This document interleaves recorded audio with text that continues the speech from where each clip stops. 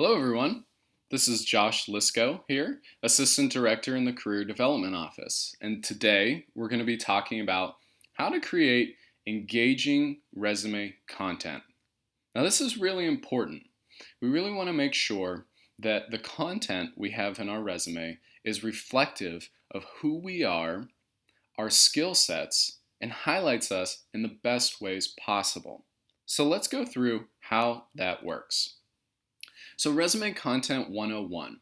Again, it's really important to understand why you're including this content and what it can accomplish for you and for the reader. So number one here, why does it matter? Well, as I mentioned previously, the content that you have on your bullet points really helps the reader have a better understanding of what it is that you did in the position, what you learned during that time, and some of the outcomes that you had from your work. How does it impact the reader? Well, obviously, having this extra context into who you are as a candidate will help the reader better understand if you might be a fit for the positions that they have available. What should I say? That's something that we're going to talk about in the next sections. But overall, what you should be saying is a positive reflection of your background and what it is that you can bring to the table. Is this the same as formatting? No, absolutely not.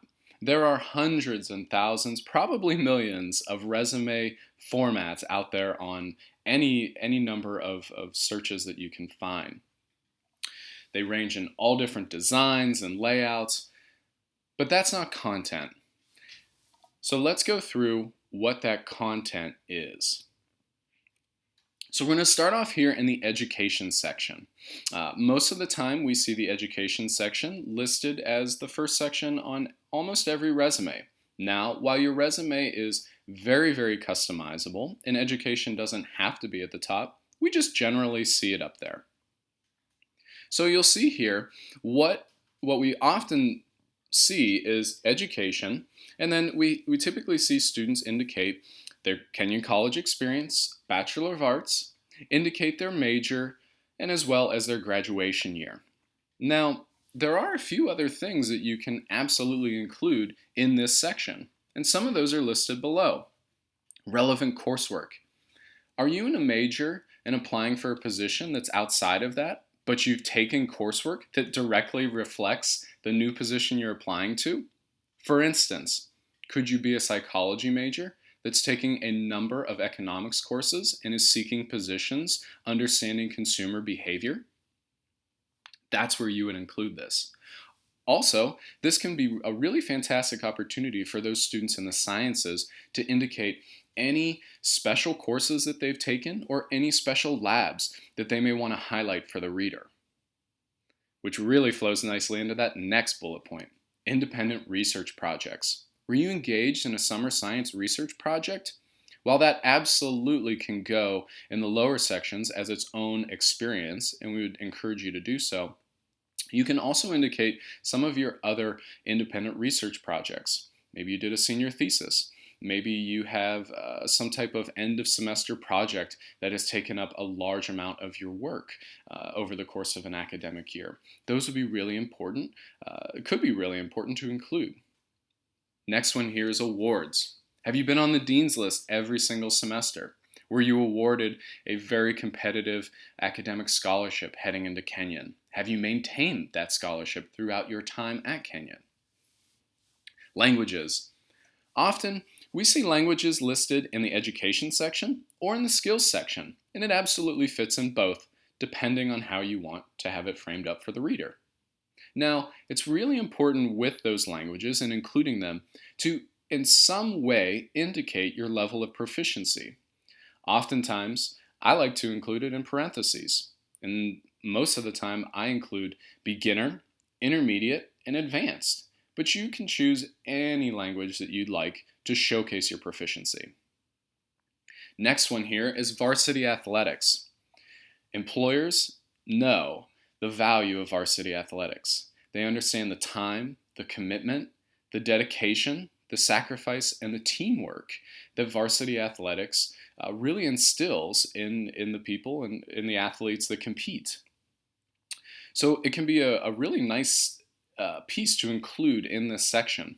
And with that, maybe you want to include that you were a two-year starter, or you were a 4-year captain. Those would all be really important pieces. Potentially, you were even your conference's player of the week or player of the year. Again, those would be really wonderful pieces that a reader would want to know. And then the last piece, and absolutely last but not least, is study abroad. Study abroad, we know, is a wonderful experience that builds your cultural competency and also just builds a number of other independent skills that employers really seek and really value. So that's also something that we can include as context in this education section. Now, let me go to the next slide so you can see what this looks like. You'll see here, we carried over their experience with their Kenyon College Bachelor of Arts, Arabic and Psychology major, and their graduation day of May 2020. Now what we've included is their relevant coursework.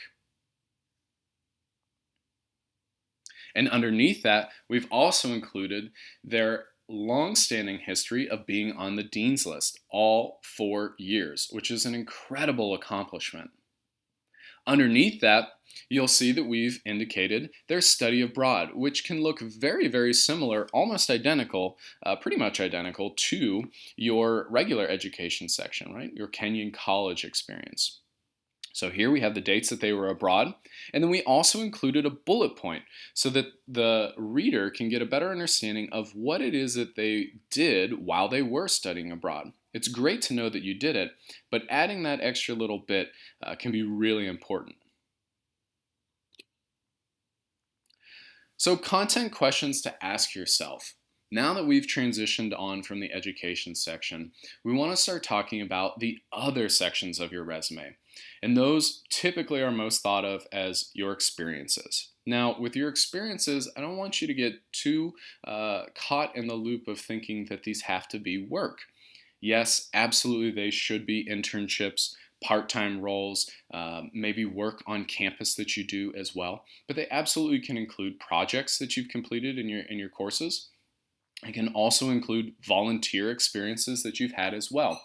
The important piece is that whatever experience you're highlighting, we really want to make sure that the content and the transferable skills that you're communicating would be relevant for the reader and for the employer.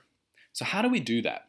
Well, first, what we really encourage you to think about is when you're talking about a job and when you're starting to create those bullet points, at least initially, give yourself a little bit of leeway to not come up with the perfect resume the very first time. As we know, no one sits down and writes a novel on their very first evening. It's going to take you a few tries at this to really tinker with it and continue adapting it to what it is that you want it to look like in its final copy. But some questions to be asking yourself: what did I do? What did I do in this job? Don't think too hard into this. Just really quickly write down those things. Next, are there any jobs that are similar? For instance, if you're applying for a position after college, maybe in a customer service role, maybe you can find 1, 2, or 3 other customer service positions out there on the internet. And in doing so, you can look through those bullet points and get a better understanding of what are companies asking for? What are the skill sets that companies would want someone in customer service to have? And then, do I have any experiences from my previous background that could match that or look similar or even be written to reflect some of those same skills and points? Other questions: what was the outcome or outcomes of my work? Next one here: how many? Are there numbers that provide context or results? So with that, did you do anything that would be able to directly come back with a result for you? Did you increase sales? Did you decrease inefficiencies? Next one: did I learn or implement something new? Maybe in your job, and I hope that this is the case, but in your position, you probably got to experience something that you weren't comfortable with or didn't know previously. Was it a new experiment that you got to take part of in a lab? Was it a new software that you've never worked with before? Did you create something that never existed? And what were the results of my efforts? And so that's really important. And one of the best examples that I like to give for this is, say that you work at a catering company, and there's 2 catering companies in town. And unfortunately, the catering company across town has a kitchen fire. And as a result, your sales and your reservations increased by 48% that summer. Now, that's a fantastic result, but is that a result of your efforts? So let's see what this looks like in real practice. Here, you'll see, again, a section of experience from a student's resume. And these are fine bullet points that they've included, right? So they've included their experience as an admissions fellow in the Kenyon College Office of Admissions. During that time, they talked about their experiences with visiting students. Next bullet point, they offered information sessions. They were professional when talking to visitors, and they took notes about students wanting admission to Kenyon. The next experience that they have here is golf shop manager. So during that time, they sold items to guests and attendees at special events. Now, in looking at this, I can get a somewhat decent understanding of what this candidate's skills might be, right? So talking about their experience, potentially communication, verbal communication as one of their skill sets. Offering information sessions, again, I would absolutely indicate giving presentations and communicating complex information as a really fantastic skill. Professionalism, always a skill that we want to make sure that we are reflecting in all of our work. Took notes. I'm imagining that this probably would give a little bit more context into their writing ability. And then last, selling items to guests and attendees at special events. So with that, obviously a little sales experience and skills, but also that customer service aspect of things. And there's a few things here that are fine, but I think we can do better, right? And so one of the first things, absolutely, is that we want to make sure that we don't have any pronouns in our resumes. So you'll see in that first bullet, they talk about my experience. So instead of talking about my Kenyon experience, maybe we would want that student to talk about the Kenyon experience. So let's see what this looks like in the next slide. And in the next slide, what we did is we implemented some of those questions that we had on the slide before. And we asked ourselves those questions as we were re-looking at these bullet points and thought, is there a better way for us to highlight these? And I think there is. So number one, you'll see that every single one of these bullet points starts with a resume action word. Selected, presented, maintained, increased. That wasn't the case on the previous slide. This really gives that action and a little bit of, it just highlights your professional skill in writing. And again, this document, if you haven't had that first initial conversation with an employer, this document can be that really crucial way to show and to highlight all of your skill sets. So we definitely want to make sure that our writing skill is reflected here. And you'll see in this section, I've highlighted a few areas in Kenyon Purple, just that we're going to look back on at the end. And I'll kind of show you why I did that and why I think it's important. But you'll see here that we implemented some pieces. So instead of, selected to talk to families and potential students about my Kenyon experience, we've really expanded upon that.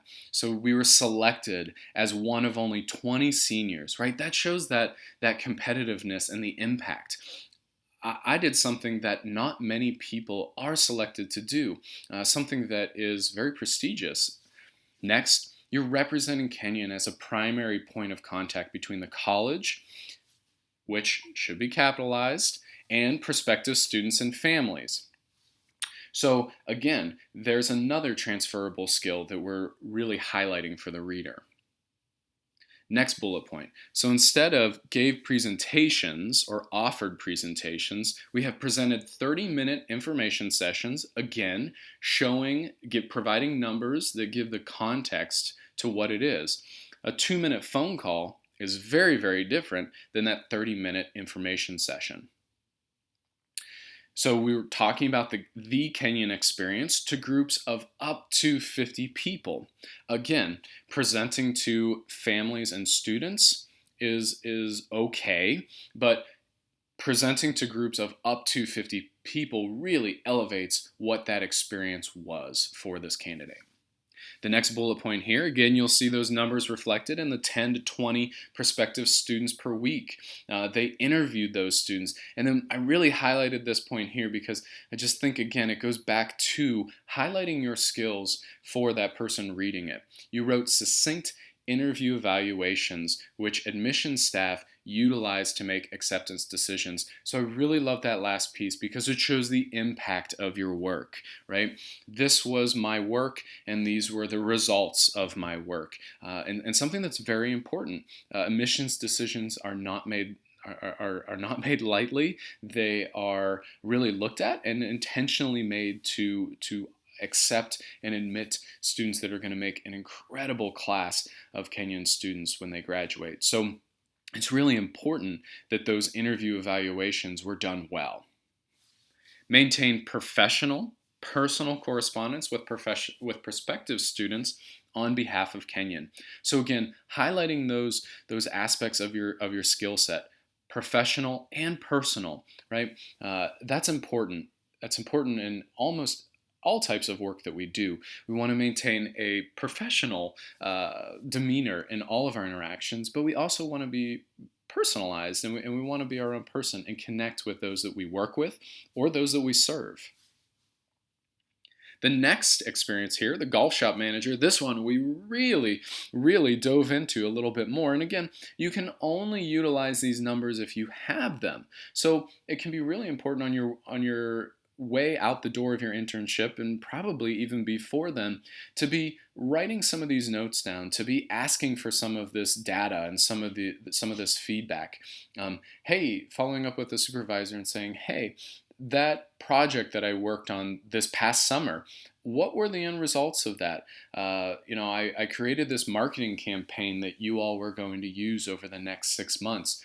How did it work? What were the results of views on our page? Did we get more likes? Did we get more subscribers? Did we get more people visiting our online shop through our social media? If so, what were the numbers on all of those? And be sure that you include them. So this one here, you'll see that they increased sales during the U.S. Amateur Golf Tournament by 50%. That's huge. And total golf shop sales by 15%. Again, that's a really large number for a total sales increase. By creating and implementing a new method of recording special orders and stock. So again, you'll see just those important sections that I highlighted. They tried something new, they did something new, and as a result of their work and their efforts, these were the outcomes that they experienced. Now, one of the pieces or one of the questions that resume writers often ask is, well, what if my impact wasn't that large, right? What if I didn't increase sales by 50% in one tournament or 15% for the course of the entire summer? That's okay. Really, we need to do our best to highlight the experiences that we've had. And what we want to do is showcase for the reader what our transferable skills are, what maybe some of our personal traits are as well, right? Again, we saw that piece reflected above in the professional and personal correspondence. But we want that reader to walk away after reading this resume having a very clear understanding of who you might be, who you are, and as far as your background and your skill set, and how you can bring that skill set to their organization and for their experience that they have. Thanks for tuning in, everyone. And as always, be sure to check out our resume guide and all of our guides on the CDO, on the Career Development Office's webpage. We have something for every level of your career search. We are a lifetime service as well, so we continue to work with students even after graduation.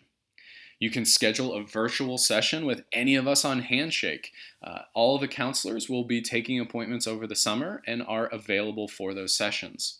And the last two things that I want to indicate for you to be on the lookout for is our professional extension projects. These came as a result of the COVID-19 crisis, and helping students and alumni, as well as parents, partner with each other to provide engaging projects that could help supplement a student's experience and their development over the summer. And then last, if you're a graduate of the class of 2020, be on the lookout for our announcement of our graduate class resume book. More details will be coming soon on that, but we'll be collecting a final copy of your resume and sharing it with a number of alumni as well as our preferred employers through the CDO. Thanks so much and have a great day.